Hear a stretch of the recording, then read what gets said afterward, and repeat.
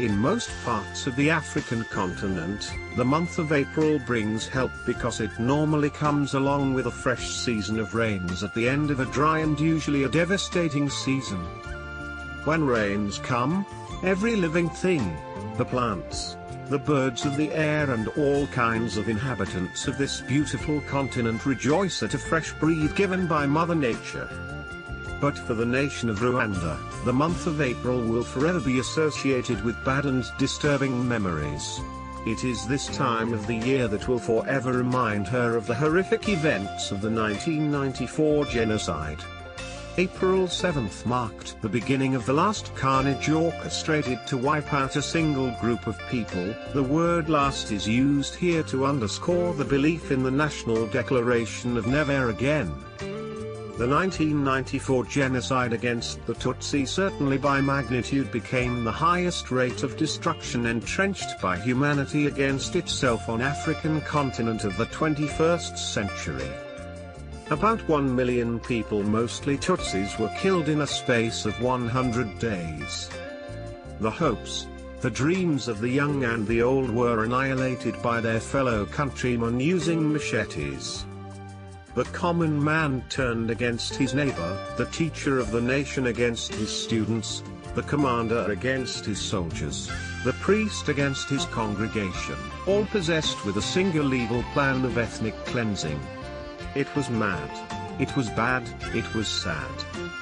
25 years later, the remembrance of this dark period in the history of this ethnically sensitive nation in the heart of Africa still divides opinions of the nationals and observers alike. While some believe that for reconciliation and healing to take root among Rwandese, the memory of the past should be erased and formatted, others believe that there is no better way of avoiding the painful mistakes of the past flowing into the future other than learning from them, since learning comes by remembering. Citing experience from Belgrade, Belfast, down to Cape Town where similar ethnic hostilities have resulted in atrocities, they argue that by simply choosing not to mention about the wretched past just because it hurts may never bring true healing to a wounded society in the aftermath of sustained violence other than acknowledging, examining, understanding, learning from it and above all overcoming it, because that is the best way to guarantee that it does not and can never happen again. Against this background, one Afrocentric school of thought argues that one of the grave mistakes that the Rwandese, like most other Africans, made and are still making was accepting to be sold to the political manipulations of the Imperial West.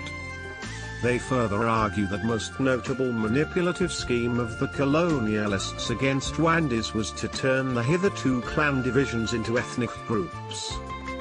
There is enough evidence to show that the colonialists were the architects of the scheme that disrupted the peaceful coexistence of the three subgroups of the Rwandese people and depicting Rwanda as a caste society other than a class society that it is.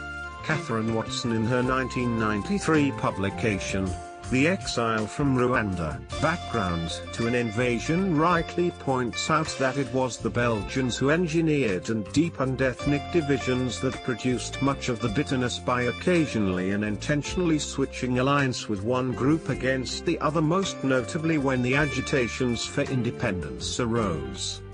They did this in the context of the 1950s fear of a red belt of radical independent states across Africa like Ghana and Zanzibar. The irreconcilable mistake of the Rwandese which would hurt the country's future was that, whereas the independence process in most African countries at that time was characterized by a semblance of all the indigenous people against their colonial masters, the Rwandan independence agitators of 1961, the Hutus, recklessly allied with the colonialists, the Belgians, instead and hutched bitterness against the Tutsi monarchs. The results of this were massive exiles and rhythmic Tutsi massacres, notably of 1962, 1963, 1967 and 1973. Hence, it came to pass that Rwanda was granted independence against a backdrop of civil war, a contradiction that came to haunt the country several decades later. These recurring trends of Rwanda is indeed, like most other African societies, falling victim to manipulation by opportunistic powers for sinister motives, is what some political commentators cite as the cause of Africa's political instabilities and underdevelopment. The Rwandans should importantly realize that the fast trend of recovery and development that Rwanda has shown in 25 years is a clear example to the rest of African states that they can ably take charge of their own destiny, and this is a big obstacle to the Western opportunistic influence which won't be taken lightly. One of the unique defining characteristics of Rwandans known through the generations is their die-hard patriotism and self-image. For example, the loyalty of Rwandans to their nation ahead of any other system or personal interests is something that comes easily compared to most of their African counterparts. As long as this exceptional trait of the Rwandese people is respected and preserved, it will be hard to hear cases of Rwandans in conspiracies against their nation or indulging in nation image-ruining campaigns. It's a general expectation in a civilized society for true-spirited nationalists to put national interests above interests and agenda of a prevailing regime, because national interests seek to achieve national benefit other than the regime. Such class of people is able to understand that the aspect of their nation is not limited to territory, institutions, and infrastructures, but also and most importantly individual nationals, regardless of their political opinions and affiliations.